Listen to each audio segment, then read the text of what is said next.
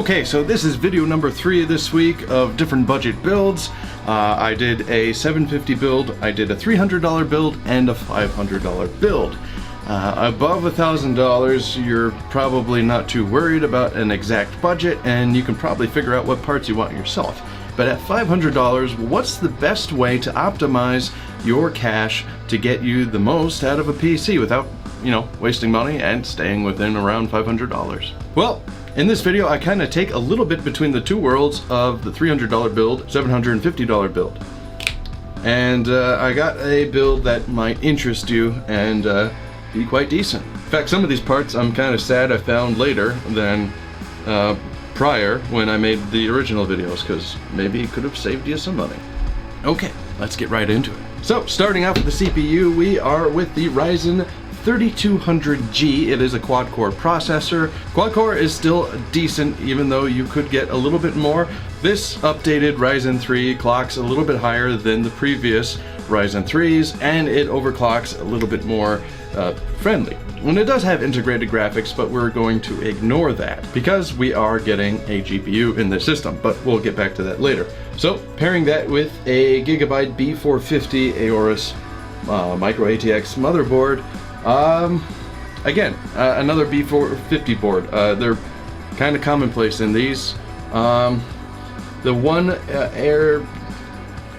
side of caution I might throw at you is that depending on which one you get, sometimes if they were manufactured a little bit later, they won't have a current BIOS update that would be required by the new series of Ryzen. So there is a small chance that you would have to do a BIOS update before being able to use your chip in this board. So I'm not sure which version you'll have, if it will need that, but it is a possibility, so I would like to mention that first. You could dig a little bit deeper in finding another board that might not have this issue, but I guarantee you it will bring the price of the board up.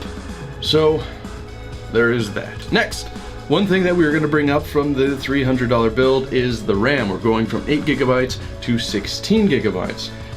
At $53.99, I found the AORUS DDR4. It's at 2666 clock speed. I can't even talk today. I can never talk in any of my videos. There's always some part where I trip over myself. Anyway, no, it's not 3000 megahertz, but we're trying to get more RAM than we did before to be more productive. Again, this is something that you want to be productive with. So you might find a little bit better of a deal if you're watching this video in the future. Next to the storage, we're doing the Western Digital Blue 500GB M.2 solid state drive.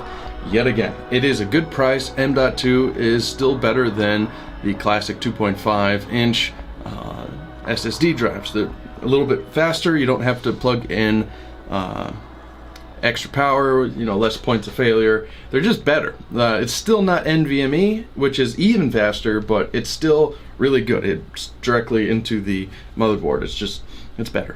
It's better. It's good. It's worth it. You could cheap out a little bit and get a slightly cheaper SSD. You could get one at the same size for $15 less. Should you decide to, that's up to you. We'll mention that savings in a second. And for the graphics card, we will decide on an AMD RX580. The prices vary. I keep finding different prices. I've seen some on here for around $150 or so, $160. You could get the RX570 for a better price by like $10 to $20. Now, if staying under $500 is crucial, you could go with the 570, but for a bit better performance, go with the 580 for just a few dollars more. I'm saying that the amount more that you're spending is definitely worth the extra performance that you'll be getting, but it honestly is between the 570 and the 580. If you go with 580, you will go a hair above 500, but just a hair. But keeping that in mind, I will throw the best deals I can find underneath, because there's so many versions of this and the prices go up and down like the stock market. It's ridiculous. Moving on, the Thermaltake Versa H15 Micro ATX mid-tower case. It's a good case. It's a good quality case, nice and breathy, and it's only $30, so that's pretty good for that cheap of a case. Nothing flashy, nothing too special, but we're trying to keep the price down. And for the power supply, we'll go with the EVGA 500 watt 80 plus bronze certified power supply. Again, in case you haven't watched any of the other build videos, quality is important when you get the power supply. You don't need to get a very over-the-top power supply for most builds. I mean, unless you're going crazy, you don't typically ever go over 500 watts, especially when you're dealing with a quad core. The thing that's going to take the most power is going to be the graphics card, so you'll be fine. And for the list I have here, the grand total is $506.74. Now, it's going to change by the time that you see this video and check the product links, but it should be ballpark around there. If you click the Amazon links and see other priced items that are better, feel free to click on them. My feelings won't be hurt. These parts should be a good ballpark of what you would get. Now, with 16 gigabytes of RAM and that decent of a graphics card, you'll be able to do quite a bit more as far as productivity, especially with the Adobe suite. Now, most Adobe programs do love to eat their RAM for breakfast, especially Premiere. So 16 is a better starting point. Now, this board does support more RAM, so you could upgrade in the future.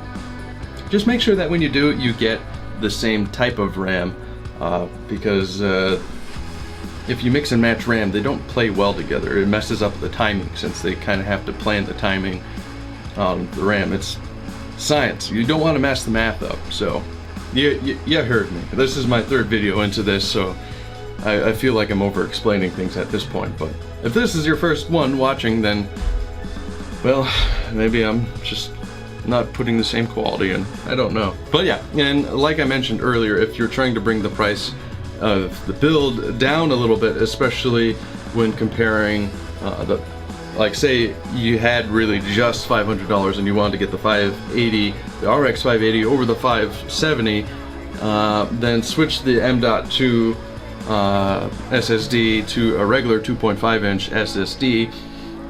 The performance will be marginal in comparison to the graphics cards. You'll notice the graphics card difference more than you will between the SSDs, because all SSDs, most SSDs are all, fast and much better than a normal hard drive, and that's the most important difference. So I wouldn't sweat it too much between those two. If you really need to make a cut the M.2 back to a 2.5 inch drive. That is my recommendation, and I'm sticking to it. Okay, well, that's it. I did it. Like I said, links below, buy a t-shirt, and I'll see you in the next video.